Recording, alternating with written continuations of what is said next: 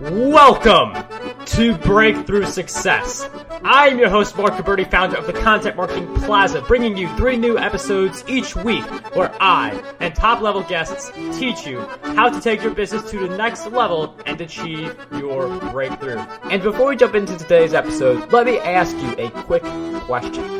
How much would your life change if you could make 6 figures from your content?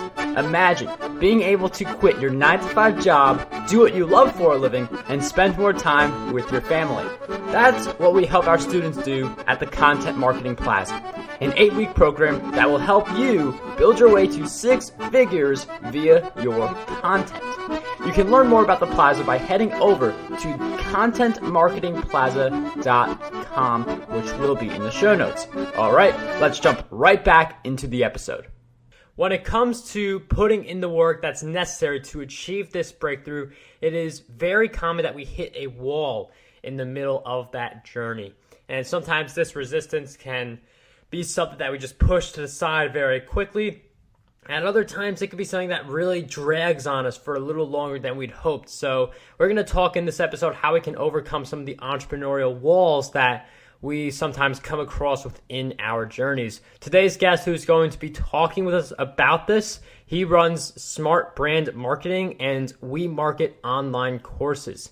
He has built successful SEO and online course marketing businesses, owned a coffee shop, a retail store, a record label, created a documentary, and released 2 albums with 5 hits on the top 10 Polish radio. And all of that was bootstrapped and done with 0 outside funding. Today's guest for episode 316 of the Breakthrough Success podcast is none other than Tom Libelt. Tom, it is such a pleasure to have you on the show. Yeah, thanks for having me on. Tom, I'm really happy to explore how we can overcome some of the resistance that comes our way. Before we do that, though, I'm wondering if you could give us a little bit of a background on your journey, why you became an entrepreneur. And I mean, you've done a bunch of different things, so I'm wondering if you could talk about some of those as well. You know, the background, it's one of these questions I always feel so strange about, because you got to look back at your life, right? And I'm always more forward looking. But I think I always just knew that I'm not good at following other people's directions, you know, and when you have that type of a mentality, and I don't like losing, you sort of have to go on your own, right? And I did see my parents work a lot of different part-time jobs, and then, you know, later on full-time. But in the beginning, a lot of part-time jobs when we got to the States, just trying to, you know, meet the ends and make a little bit of cash for us. And I'm like, you know, this is horrible. You know, someone's got to be making good money on the other side, right? Which is usually true. You know, it's the business guy who's creating the wealth, and, you know, nobody really cares if the employees have the life they want, right? So, yeah, it wasn't really anything other than not wanting to be broke and not wanting to listen to someone else, you know, because at school and in my early jobs when I, you know, still had some, you know, they did tell me what to do. I didn't always listen. I barely ever listened, so that got me in trouble. But they did tell me what to do, and I just didn't like that. So I've always gravitated towards business. And my first one was a clothing/record store. I was about 16, and I couldn't open one legally by myself, so I joined with 2 older college kids who did open it, and I was pretty much running the place. So that was my first one, and it just kind of went from there. I did take some regular jobs along the way, but the reason I took those is I wanted real sales experience. So when I lived in New York, I got myself hired by maybe 5 or 6 or even 7 big corporations, one after another, right? So they would train me, they would send me to the streets, I would make my numbers, and I would quit and move to the next one. And, you know, they hated this, but, you know, they were like, why are you leaving? You're just hitting the numbers. I was like, well, I don't want to work for you. I just want to learn this stuff. So, you know, it was one of these things like, you know, they're trying to take advantage of me. And I was like, I'll just flip it the other way. I'll take advantage of them. So, yeah, that's been my journey. And then, yeah, it's been a lot of businesses, man. When I look back, it feels like a couple different lifetimes, you know, because it's all so different. Yeah, I mean, you've been in business in a bunch of different areas, and I mean that creates a lot of skill sets that also has a lot of challenges and that wall at a certain point where you either feel discouraged or you aren't sure how to proceed. So regardless of what kind of entrepreneurial wall, more commonly referred to as resistance, comes your way, what is your approach to overcoming that resistance?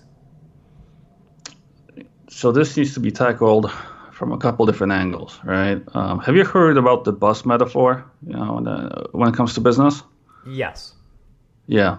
So usually, and this is something one of my friends told me too, and we go through this all the time, right? We start a business.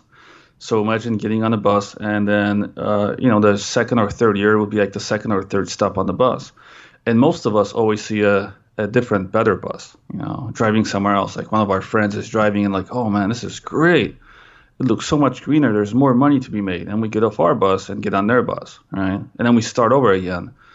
And, around the second or third stop, do it again and do it again, right? So what I found with a lot of business people, they don't have 20 or 30 years experience. They have like 10 times 3 year experience, right? So they're at the same spot over and over and over. That wall, which we always hit around the third stop and then the eighth stop and 12th, a lot of people get off at that same point all the time, and they don't just stick through and then break through that wall. And a lot of it's got to do with uncertainty and just, the leveling up is just much more drastic that we need to do at that point. So for some people that could be just moving from a solopreneur to having employees and actually delegating. That could be difficult. Or if the company grows enough to actually getting a CEO and stepping down a bit or to the side, that's super difficult too. Or then sometimes it's a question of, do we sell the business or do we transform it into something else? Like, these things become very difficult. And, resistance. Oh man. Have you read that book? I think, what is it? War on Art by Yes. Stephen Pressfield? Yeah.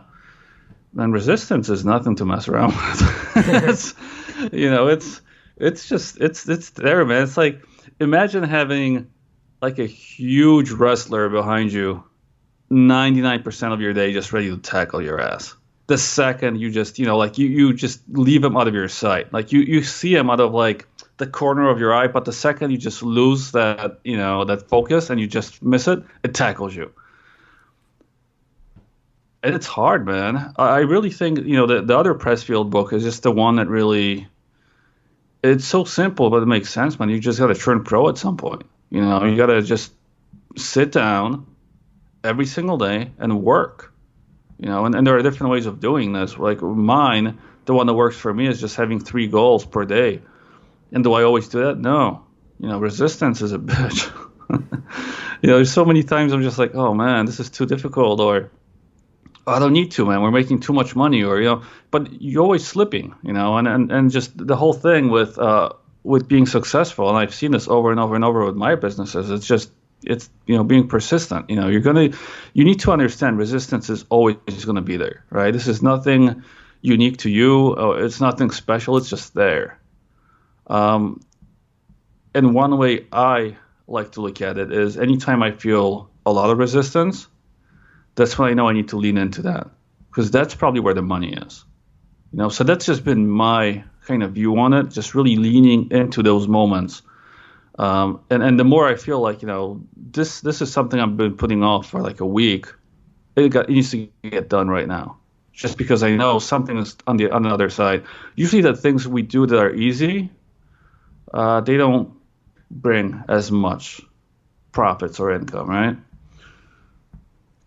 Yeah, I mean, a bunch of great insights there. I mean, I feel like a lot of us really go towards that easy thing, that just being active on social media, posting that tweet, which, I mean, those things help with growing an audience, but there are other harder things that we should be doing to that can really help move the ball forward. I'm wondering how you distinguish between a easy task that isn't doing any good and a task that can lead to more profits. often you can correlate them directly, right? So with the social thing, I've got into that game a little bit. Let's get a bit active on social media and post things, and it's fine. Yeah, you get those likes and engagements, but I realized they don't really make almost any money, so I outsourced it really quick. What I did find to make money, and it's kind of counterintuitive to a lot of people that I talk to, because they're like, oh, you gotta, become a huge influencer or post 100 posts every week, or reshare other people's content. I was like, you know what, that's not what works. Like with my business, with the marketing courses, what I've done is I created one really good piece of content in, I think, beginning of December.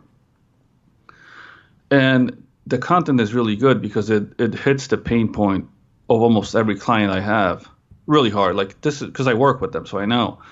And I just posted that on Quora and a couple of groups, and I got 2 or 3 leads off of that right away, right? What works for me is partnering up with, for example, just in my business, the online course creator platforms, right? So Thinkific, Teachable, Lifter LMS, like I've done like a Facebook Live with one, then I did a podcast with another and a webinar, and I got clients from each single one of those, right? Like very specific things. So I could have been playing around on social media for hours a day and thinking I'm doing something, or just spend an hour every couple of days on one of these Facebook Lives or something and just spreading that article around, which, if it's one article, you don't need to do all the work spreading it. You just post it once and it's done. And that did the same amount, if not more, of the results, right? So I think just being very specific with what you do, and that goes back to knowing what it is exactly that you're selling and who you're selling it to. These are very difficult things to really nail down for a lot of people, because they want to be doing it all and selling it to everybody. And it doesn't work. You need to dial in these things. And even with courses, I find that's what separates the successful ones from the ones not successful. Figuring out what it is you're selling, what's the transformation you're selling, and who is it to? Don't just say it's like women between 20 and 40. It could be almost anyone. Like, what else is there? Like, let's really nail it down. And that goes for every business. In a record store, we had a very small niche group that we realized we're selling to. And this was to kids going to raves. That was our niche, because we did a lot of parties. I was DJing, and I realized, like, these are the kids who follow us. They come to our store to figure out where all the raves are and the parties are the next weekend. And in the meantime, while they're at the store, they're hanging out and buying things. And everyone else that comes in was an extra, but this was the crowd. This was our audience. So we went super deep into that, and it always works, but people don't spend the time to really figure this out.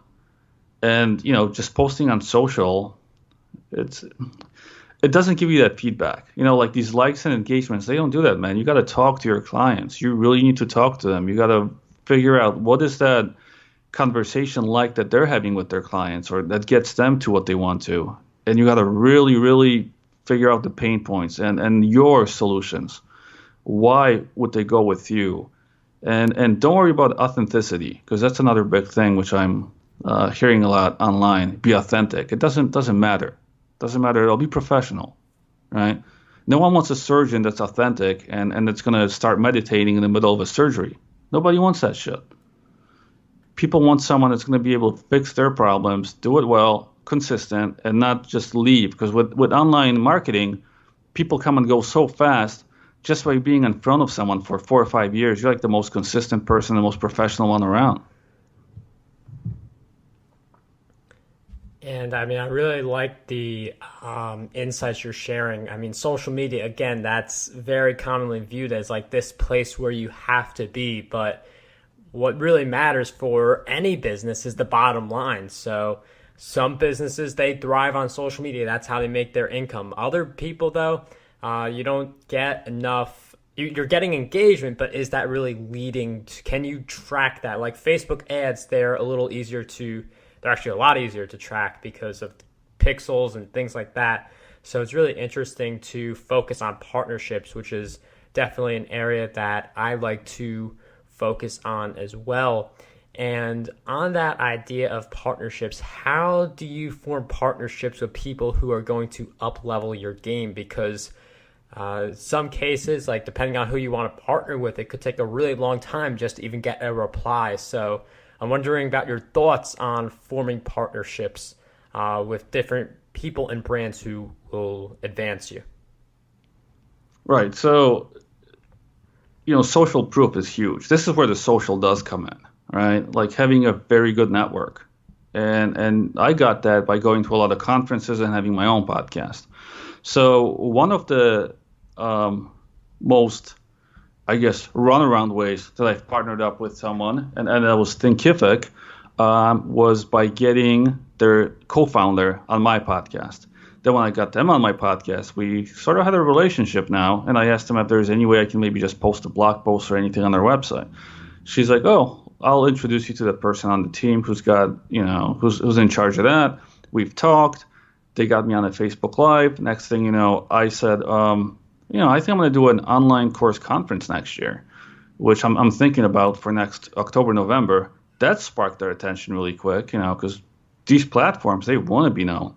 So they're like, oh, wow, how can we help? And then, they're thinking about having a meetup with me soon before that. And, so there's got to be a win-win there, right? You have to figure out something that will drive their attention first before you, ever say what you want.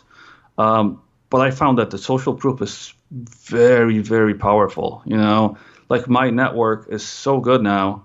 And it took a lot of work, man. Like I've been doing a podcast too for quite a bit, so you know how much work that is. Going to conferences, that costs money. Just being in front of people, it's that consistency, because you can spend years building up your reputation and destroy it in seconds, right? So it does take time. This is not one of these things where like, all this business porn that goes around, you wake up next day and you have an idea and you make $1 million. That's not barely ever. I mean, it never works like that. Every person that I thought had a overnight success and I spoke with, they're like, no, man. Like they're just showing the tip of the iceberg again. You have no idea how much nonsense I've done for the last like 5 or 10 or 20 years before that led up to this point. Now, there's always luck, right? Like with crypto and it happens. But I'll tell you this, even with crypto, because I know almost every listener knows what crypto is. A year ago, around, was it like October, November, like everyone around me was into crypto. I put in $2,000 in. Next week I had $3,000 or $4,000 out. I was like, I'm done with this shit. I didn't create any value. I don't understand why I just got $2,000 back. But a lot of the friends I did have around me dropped their real businesses to go all in the crypto. Guess what happened this year? They don't want to talk about it. But it was one of these quick things, right? Like, oh yeah, something's happening. I'm like, just wait, guys, just wait. I dipped my toes into it. I couldn't figure out how to create value. I couldn't figure out how crypto was creating value. So I quickly backed out. I didn't close anything up. But I've seen people run into that. Instead, it's a shiny object thing. But with resistance too, I had zero resistance with crypto, and that's why I knew something's wrong. It's like so easy. Anyone's making money, dude. I had a friend. He created an ICO, like some bullshit currency, and he got $4 million funding and ran out with the money. And I was like, damn, dude. Yeah. Now he's scared of the SEC, but still, just this stuff didn't make sense. And this year it's over. Right? This is not how you build a business. And with what you're doing, there's got to be a longer strategy there, and you can switch, and pivot along the way. It's normal. It's like when you think about a train station, right? Like in the train tracks, like you imagine yourself in like 10, 20 years with a $10 million business. Well, fine. You start laying out the tracks, and often, you have to deviate just a little bit, because if you don't, the tracks will take you completely in a different way, because very small adjustments in the beginning are super important, right? So you do often have to pivot, and figure out where you're going. But at some point, you will have to stay on the track and stay on that goddamn bus and just power through it. One of my friends was on a 10th station, and he sold his business. And ever since then, he's been complaining that he can't find a business as good as the one he sold to invest in. And he's like, I should have just stayed with that damn business, But it was hard. It was difficult at that point. And they had to make a lot of changes, and he just didn't want to. And the business was running so well that he didn't have to work at all. And he had a hard time selling it because people were like, something's wrong with this business. There's no one that's necessary. The team is running it by itself. And he's like, yeah, I know. But, to move it to the next level, he had to make a lot of changes. And so, yeah, man, it's not easy. Business is not easy. And we all have to figure that out. I mean, it's definitely true that business is not easy, and it's good that you say that because you don't want to sugarcoat it and say, hey, this is really easy, everyone can do it. I mean, it does take a lot of work to achieve success, and that big part is really staying on that path, staying on that bus. And I'm wondering if you could share a little bit on how do we stay on that path, because even if we're on the path for a little bit, we get distracted by something or resistance kicks in and leads us to the easier path. So how do we stay on the path that we're on even when it gets tough and easier options are available? That's a very hard thing to do, right? Having those blinders on, and often it's this question of focus versus optionality, right? And if you read that book, Anti-Fragile, it talks a lot about that, these black swan events. But, we do have to explore some options, but we need to focus at the same time. And that's one of these skills that you sort of juggle with all the time, right? Because in some points in your business, when you're releasing a new product or something or a new service, you need to rack the shotgun and just see what happens. You shoot all these bullets out and see which ones hit a target and then focus back in on them. And then you have to get super focused to make that work. And then again, when you release something new, you rack that shotgun and, so it ebbs and flows a bit, right? So even with making partnerships, because, we spoke about that before, there are times where you need to, really go into lead generation and prospecting and building up these things. But then once you do, you really got to focus in on making them work, right? Because what's the point of becoming friends with someone if you don't keep it up, right? So in the beginning, it's like, we got to make as many relationships as possible, but then we got to really focus in and keep them fresh at all times. So it's a cycle, right? And you just need to understand that it's a cycle and that you need to go back and forth between the two. That's really all there is to it. There's no way that you can go around this. And I mean, I really like that, again, that focus on building partnerships. And I mean, at some point we just have to do it. I mean, there are a lot of different tactics out there. It's just in the end, we have to do it. We have to focus on what's going to really move the ball forward the most. And with relationship building, it's not just about getting a lot of relationships and doing the outbound. It's also about doing, the outreach. It's also about doing the in-reach, the building existing relationships, nurturing them instead of just reaching out and starting new relationships. So that's definitely a really great insight. But one of the questions that I do have, I know we've talked a little bit about this, but I'm wondering if you could share, what do you believe holds most people back from being able to conquer resistance and hit their biggest goals? That's a tough one. Most people have never been in business long enough. Most people are too comfortable. Most people these days are soft. You see that. Everyone gets the medal. Doesn't matter which place they place in a competition. The thing with overcoming resistance is you need to first understand just how mean that part is, right? That resistance, that's going to do everything to stop you. There's no one that's going to help.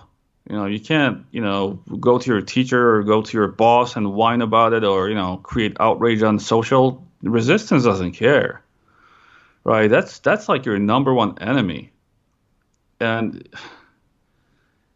it depends on your background, just how it'll have a lot to do with just how I guess, stubborn you are, right? Because that's one way that resistance just can't handle you. And that's why I've been able to overcome it so much, is I'm super stubborn. It's like, every time it hits me with something, I'm like, yeah, well, tomorrow's another day, and it's a new mission. And I know I'm going to hit resistance again. It's like a never-ending war, right? And I think that's why a lot of these books now that are written by Navy SEALs, like Jocko and these other guys, like they're getting very popular in business. It's because it's very similar. The art of war and the art of business, when it comes to this resistance, this enemy, this common enemy we both have, it's very similar.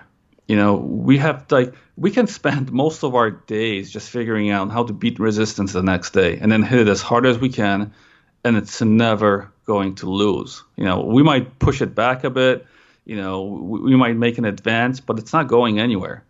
And I think this is why, some books in that field can sort of prepare you for this battle.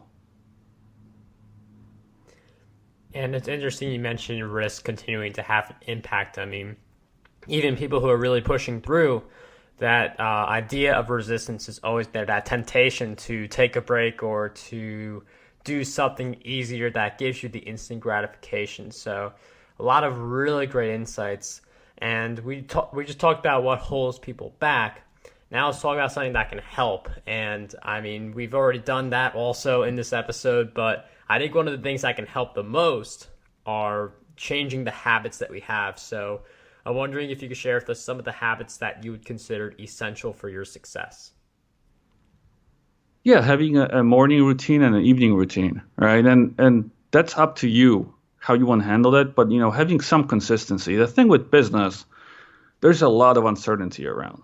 So you need to bring some routine to your life in order to just stay sane, right? And I've read an article recently, and there's a lot of mental illness in business, right? And from just different disorders, panic attacks, anxiety, like there's a lot of this going on in business. And a part of it is because it's just, humans overall are not meant to deal with so much stress and uncertainty day in and day out. So for me, the routines and the constraints that I set up on my days in my business are the ones that really get me through. So, like in the morning, I'll wake up, I'll move around a bit to get the blood flowing. I'll take a cold shower. I'll eat something, take my supplements, go to the gym. Like there are things that I know, my anchors every single day. In the evening, I'll make sure I know the next 3 things I need to do the following day, just so that I don't spend the next morning dicking around and trying to figure out what I'm doing, because that's already, resistance has got me. They're like, oh, this fool, now he's trying to figure out what to do. And then, they'll tackle you right away. These things, these basic things, just figure out, the anchors that will help move you forward, and, waking up the same day, and exercising and sleeping well. I think those are the crucial things, and, and eating well too. Like you always got to go back to the basics with a lot of this, and I've done a lot of the fancy stuff too. When I was starting out, I looked at all these tips, tricks, and magic bullets and all these things, and they're fine, but in the end, it's just a strategy and your daily routine that's gonna get you through it all. And once again, the simplest things are the hardest to do, because someone says, wake up at 5 every single day. I mean, that means wake up at 5 every single day. Not today, not tomorrow. I mean, every single day. So now you have something you got to do all the time. And even though it's so simple, it's not, because it's every single day. Like, who wants to do the same thing every single day, right? Yeah, I agree. You need some variety. Well, so the variety will come from your business, right? It's going to hit you with variety all the time. You're going to have a new problem every week, True. So that's the whole thing, right? You get that variety anyways, so structure as much as possible so you have that consistency, right? So it kind of equals out a bit. Because if everything's a variety, you're waking up at different times, you have different goals, different meals, different things with your business, trust me, you're going to go crazy. You're going to burn out super, super quick. And I do like the idea of having that structure, the morning and the evening routine, because the way you start your day, such as with a morning routine and having that down, really affects how the rest of the day goes. So those are some really great habits. I know we've mentioned a few books already, but I'm wondering if you could share with us 3 books that you believe will have a positive impact on us. One of the books that I really liked recently was Shoe Dog. Have you read that by the Nike No, I company have guy? not. Yeah, okay, Shoe Dog. It's an incredible biography, and the things he had to deal with put my business problems in perspective. Like I thought I had problems after I read that book. I'm like, no, I don't. No, I don't. It's nothing. It shows you just how difficult it is to build a billion-dollar company like that. And some of the things that happened to him would have broken almost all of us. It's just an incredible book. The other ones, so these two are sort of like along the same line. So I'll just put them as one, is that The One Thing and Essentialism. They can be summed up pretty much in, just by the titles, just focusing on the one thing and on the essentials. But, I find that it's one of these simple but hard to do things that hold so many people back, that reading at least one of these books would be very, very helpful. And another biography which I really liked, and I didn't think I would like it as much, was Total Recall, the Arnold Schwarzenegger biography. I thought he was just like a movie guy, muscle guy. But then I realized just how smart that guy is. And he built up all these businesses. He controlled his movie career. He, just the way he thinks, it was incredible. So I really recommend that book to people. And they're always like, oh, wow, this was great. Even if you're not a fan of Arnold, which I am now. Tom, thank you for sharing those book recommendations. Those will be in the show notes, marketberry.com/E316, along with content marketing secrets for anyone who wants to drive traffic and generate revenue with their content. And before we wrap up this episode, Tom, I've asked you a few questions throughout our time together, but what do you believe is one question that we need to be asking ourselves more often? So when you are starting a business, the only question you need to keep asking yourself is like, what am I doing? Right? Because it's so important. It's the what. Like, what am I going to do to move this forward?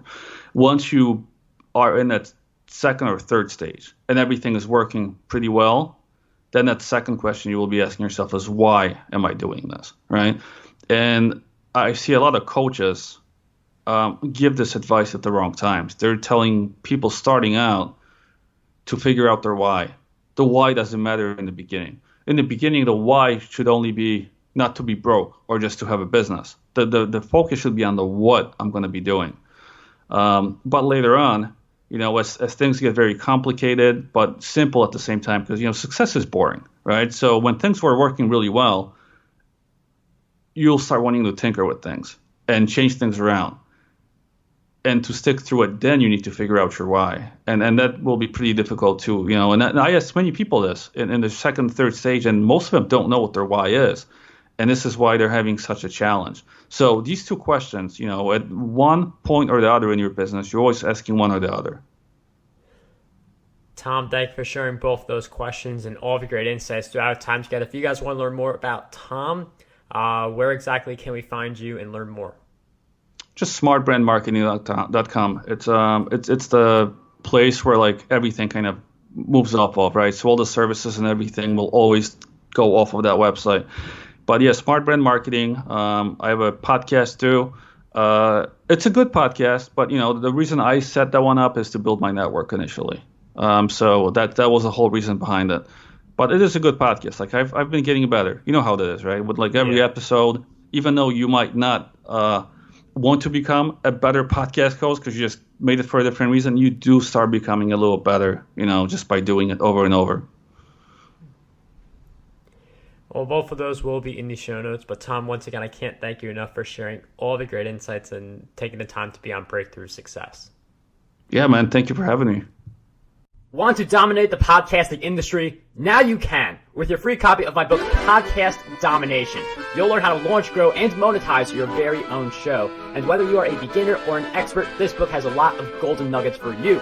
We'll cover the cost of producing this book. All we ask is that you cover the shipping. To get your copy, head over to markguberty.com/PD.